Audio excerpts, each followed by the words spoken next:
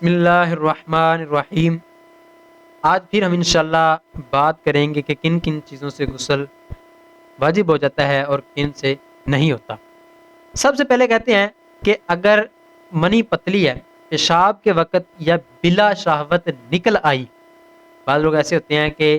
جو پیشاب کرتے ہیں ان کی منی پتلی ہوتی ہے، پیشاب کرتے وقت نکل آتی ہے، یا ویسے ہی بلا شہوت نکل آئی، تو اس صورت میں غسل واجب نہیں ہوگا، البتہ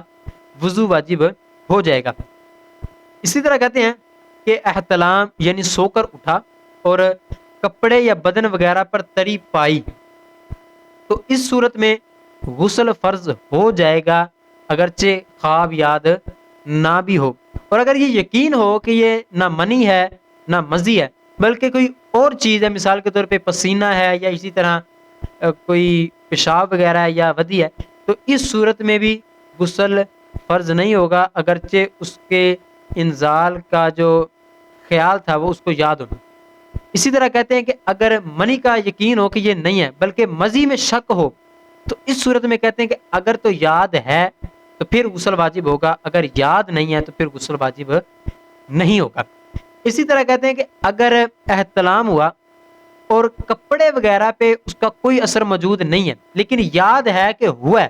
تو اس صورت میں بھی غسل واجب نہیں ہوگا۔ تو یہ تھی چند باتیں کہ جن کی وجہ سے غسل واجب ہو جاتا ہے اور جن کی وجہ سے نہیں ہوتا۔ اللہ ہمیں عمل کی توفیق عطا فرمائے، اللہ تعالی ہمیں بار بار علماء سے رجوع کرنے کی توفیق عطا فرمائے، آمین بجاہ النبی الامین وصلی اللہ تعالی علی خیر خلقہ محمد وصحبہ اجمعین۔